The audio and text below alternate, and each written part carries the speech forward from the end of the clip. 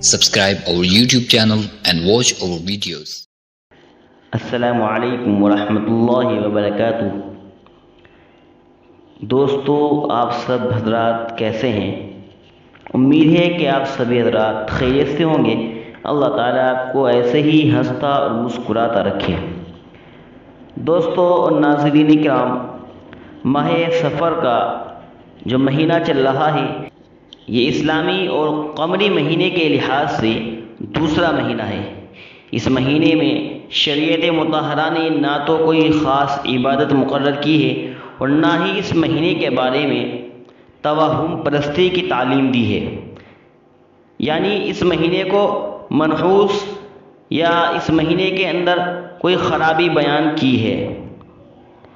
مگر بدقسمتی سے کچھ لوگوں کا خیال ہے کہ یہ مہینہ نعوذ باللہ بدبخت اور منحوس ہے۔ تو دوستو، جاننا چاہیے کہ تمام مہینے اللہ تعالیٰ نے بنائے ہیں اور اللہ تعالیٰ نے کسی بھی مہینے کو اور کسی بھی دن کو منحوس قرار نہیں دیا ہے۔ اسی وجہ سے لوگ منحوس سمجھنے کی وجہ سے اس مہینے میں شادی بیاہ اور دیگر پروگرام اس خیال سے نہیں کرتے کہ یہ منحوس مہینہ ہے۔ تو جاننا چاہیے کہ یہ خیال بالکل غلط ہے اور بے بنیاد ہے۔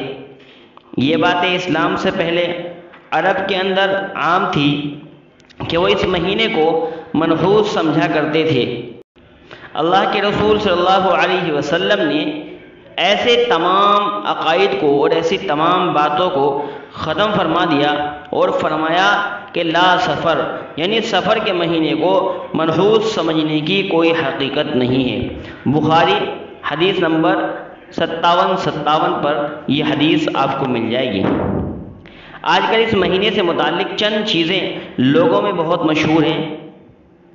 وہ کیا ہیں کہ اس مہینے کے شروع کے جو 13 دن ہیں ان کو منحوس سمجھا جاتا ہے۔ ایسے ہی کہ اس مہینے کی جو نحوست ہے اس کو ختم کرنے کے لیے اس مہینے میں قرآن خوانی کا زیادہ اہتمام کرنا چاہیے تاکہ اس مہینے کی نحوست ختم ہو جائے۔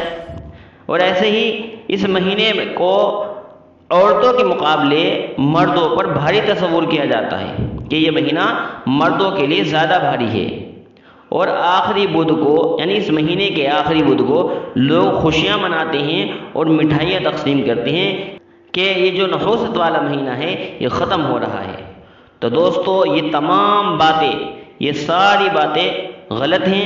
اسلام میں بدشگونی اور نحوست کا کوئی تصور نہیں ہے۔